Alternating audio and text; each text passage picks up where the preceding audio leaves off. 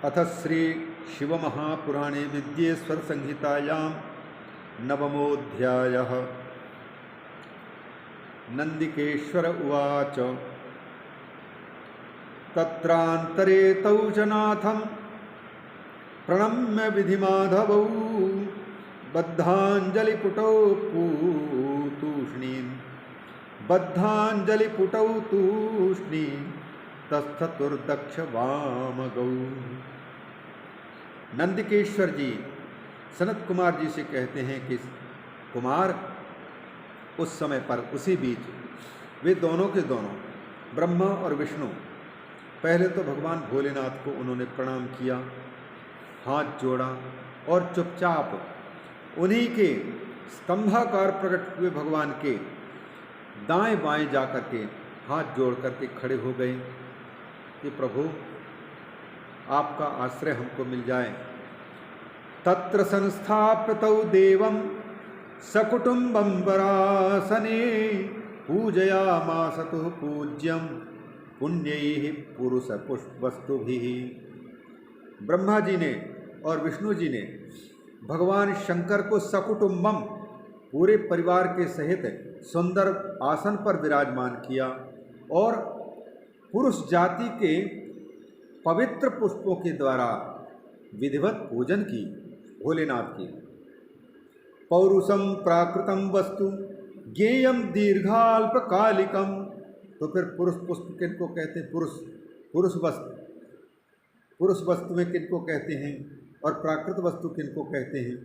कहते हैं जो चीज़ लंबे समय तक बिल्कुल बिना बिगड़े ही टिकी रहे वो पुरुष जाति के पूजा सामग्री कहलाते हैं, और जो कम समय पर टिकते हैं, जल्दी खत्म हो जाते हैं, समाप्त होने लग जाते हैं, जैसे नारियल रख लिया, पूजा करनी है तो पूजा में काम नहीं आ पाया, तो किसी कंजूस ने विचार किया कि चलो जब पूजा का समय आएगा तो फिर हम नारियल से हम भगवान की पूजा करेंगे।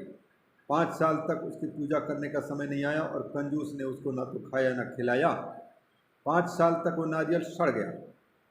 तो ऐसे जो समय के अनुसार कम समय पर जीवित रह सकते हैं, समाप्त हो जाते हैं, उनको प्राकृत कहा जाता है, और जो वस्तुएं लंबे समय तक टिकते हैं उनको जो है पुरुष कहा जाता है। तो पौरुषम पुरुष वस्तुओं के द्वारा, पुरुष जाति की जो वस्तुएं हैं, फूल फल आदि जो भी हैं, उनके द्वारा भगवान भोलेनाथ की दोनों महापुरुषों ने पूजा की। हार कौन कौन है पुरुष जाति के? हार नूपुर केयूर किरीट मणिकुंडलैहि। हार भगवान भोलेनाथ को समर्पित किया। नूपुर, केयूर बाजूबंद, किरीट मुकुट ये पुरुष जाति के हैं। मणि कुंडल, मणियों के बने हुए कुंडल, और भी यज्ञ सूत्रोत्तरीय वस्त्र, यज्ञोपवीत उत्तरीय दुपट्टा और स्रक माला, क्षौम माल्याङ्गुलीयकैः रेशम के कपड़े और क्षौम माल्य, अंगुलीयक अंगूठी, पुष्पतांबूल कर्पूर चंदना गुरुलेपनैः ये सब के सब फूल, पान, कपूर, चंदन, अगर और गंध। इनके साथ साथ में धूप दीप सित छत्र, धूप भी दीप भी और सफ़ेद छत्र भगवान को चढ़ने वाला, व्यजन, चामर, ध्वजा, पताका, अन्यैहि दिव्योपहारैश्च वाङ्मनोतीत वैभवैः। मन वाणी की चिंतन से और वाणी के कथन से जो परे वस्तुएं हैं, ऐसे समस्त दिव्य उपहारों से भगवान दिव्यनाथ, भगवान जगन्नाथ भोलेनाथ की दोनों ने पूजा की। पतियोग्यैः पंचपश्वलभ्यैः, और उन वस्तुओं से पूजा की जो कि भगवान भोलेनाथ के और पशुपतिनाथ के लायक ही हैं। पशु अलभ्य ही, जो पशु जाति के लोग हैं, दुरात्मा हैं, वे लोग जिनको प्राप्त नहीं कर सकते, ऐसे पुरुष जाति के फूलों से पूजा की। पतियोग्यैः पश्वलभ्यैस्तौ समार्चयतां पतिं यद्यच्छ्रेष्ठतमं वस्तु पतियोग्यं हितध्वज। नंदिकेश्वर भगवान सनत कुमार को संबोधित करते हुए कहते हैं, हे हितध्वज, हित ही, दूसरों का हित करना ही जिसकी पहचान है, लक्षण है, ध्वज है। तो भगवान शंकर के योग्य जो सुंदर सुंदर सामग्री हैं, उन सामग्रियों से पूजा की ब्रह्मा और विष्णु ने। तदवस्त्वखिलमीशोऽपि पारंपर्यचिकीर्षया सभ्यानां प्रददौ हृष्टः पृथक तत्र यथा क्रमम्। नाना प्रकार के दिव्य वस्तुएं भगवान भोलेनाथ के चरण कमलों में जब समर्पित किया ब्रह्मा विष्णु, तब भोलेनाथ ने विचार किया दुनिया को भी कुछ सिखाना है। ये भी छोटे बच्चों की तरह हैं, आपस में लड़ते झगड़ने वाले, इनको भी शिक्षा मिले, देवताओं को भी शिक्षा मिले, लोगों को भी शिक्षा मिले। इस उद्देश्य से भगवान भोलेनाथ को समर्पित महंगी से महंगी वस्तुओं को भोलेनाथ ने अपने पार्षदों को, देवताओं को कहा कि लो, मनपसंद की चीज़ें लो, सबको दे दिया। यद्यत् श्रेष्ठतमं वस्तु पतियोग्यम हितध्वज तदवस्त्वखिलम ईशोपि। भगवान शंकर भी उन सारी वस्तुओं को पारंपरिक चिकित्सा, परंपरा बनी रहे, लें यदि हम किसी से कुछ तो उसको कुछ दें भी किसी को, ये परंपरा को। तो सभ्यानाम प्रददौ हृष्टा पृथक तत्र यथाक्रम। सभा में बैठे हुए भगवान भोलेनाथ के जितने भी सभ्यजन थे, पार्षद थे, बड़े प्रसन्न होकर के सबको क्रम से दिया। अब तो पूरे गणों में भयंकर कोलाहल मच गया, हल्ला मच गया। तुमको क्या मिला? उसने कहा हमको ये मिला, किसी ने कहा चांदी की चीज़ हमको मिली, किसी ने कहा सोने की हमको मिली, किसी ने कहा हमको मणि की मिली है। और सब के सब भगवान भोलेनाथ के पास में देने वाले भगवान भोलेनाथ को जान करके सब आते हैं, प्रसन्न होकर के मुँह मांगी वस्तु ले जाते हैं। कोलाहलो महानासी तत्र तदवस्तु गृह्यताम तत्रैव ब्रह्म विष्णुभ्याम चर्चिता शंकर पुरा। वस्तु लेने वालों की भीड़ लगी हुई है और कोलाहल हो रहा है, और उसी जगह पर ब्रह्मा और विष्णु ने शंकर के पहले पूजा की। प्रसन्न प्रातौ नम्रौ सस्मितं भक्तिवर्धनः। भगवान भोलेनाथ प्रसन्न होकर के मुस्कुराते हुए उनकी भक्ति को बढ़ाने के उद्देश्य से बड़ी सुंदर बात दोनों को समझाना शुरू किया। तुष्टो हवद्यवां वत्सौ पूजयास्मिन् महादिने। हे विष्णु, हे ब्रह्मन, वत्स, तुम्हारी इस बहुत बड़ी पूजा से आज मैं अत्यंत प्रसन्न हूँ। दिन में ततः पुण्यम भविष्यति महत्तरम। अतः आज का यह दिन, जिस दिन तुम दोनों ने मेरी पूजा की है, यह दिन सारे संसार में प्रसिद्ध हो जाएगा, और यह दिन शिवरात्रि के नाम से जाना जाएगा, अर्थात शिवजी को प्रसन्न करने वाली रात्रि। और यह दिन में ततः पुण्यम भविष्यति महत्तरम, परम पवित्र दिन बनेगा यह, और महान बनेगा। शिवरात्रि, इस दिन का नाम प्रसिद्ध होगा। तिथिरेषा मम प्रिया।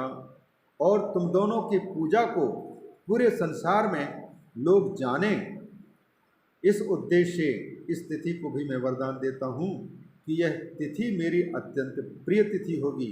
इस तिथि पर जो भी मेरी पूजा आदि करेंगे, उन पर मेरी जल्दी प्रसन्नता होगी और मुहमागी वस्तु प्राप्त कर पाएंगे। एतत्काले तु यः कुर्यात् पूजां मल्लिंगवेरयोः।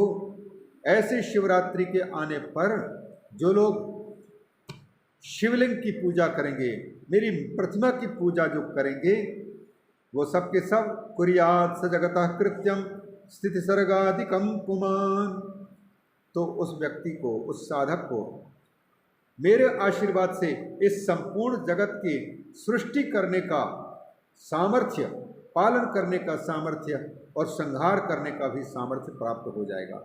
शिवरात्रि को जो लोग भगवान भोलेनाथ की शिवलिंग में पूजा और प्रतिमा में भी पूजा करते हैं, उनको यह भगवान का आशीर्वाद प्राप्त होता है कि संसार में असंभव से असंभव कर्म को भी करने में समर्थ हो जाते हैं। अर्थात जगत की सृष्टि करना, जगत का पालन करना, जगत को संहार करना, यह असंभव कार्य है साधारण पुरुष के लिए। केवल ब्रह्मा विष्णु महेश ही कर पाते हैं, लेकिन भगवान भोलेनाथ की भक्ति करने वाले व्यक्ति को यह सामर्थ्य भी प्राप्त हो सकता है। शिवरात्रावहोरात्रम निराहारो जितेन्द्रिय अर्चयेद वा यथा न्यायम यथा बलमवंचकः। शिवरात्रि के समय पर अहोरात्र दिन में भी पूजा और रात्रि में भी पूजा करते हैं, खा पी करके नहीं, निराहारः जितेंद्रिय, इंद्रियों को संयम में रख करके जो लोग विधि विधान से मेरी अर्चना करेंगे, यथा बलम, अपने सामर्थ्य के अनुसार, किसी को न ठगते हुए, अवंचक, तो उन लोगों को भी यत् फलम मम पूजायाम वर्षमेकम निरंतरम तत्फलम लभते सद्यः शिवरात्रौ मदर्चनात्। 1 साल तक लगातार मेरी पूजा करने से जो फल मिल सकता है, वह फल केवल शिवरात्रि के दिन मेरी एक बार पूजा करने से ही पूजक को मिल जाएगा। तत्फलम लभते सम्यक सद्यः शिवरात्रौ मदर्चनात् मद्धर्ववृद्धि कालोऽयं चंद्रकालैवाम्बुधेः प्रतिष्ठाद्युत्सवो यत्र मामको मंगलायनः। जैसे चंद्रमा के पूर्ण होने का समय जब आता है तो समुद्र में वृद्धि होने लग जाती है, ज्वार आने लग जाता है, उफान आने लग जाता है, समुद्र को कितनी प्रसन्नता होने लग जाती है पूर्ण चंद्र को देख करके।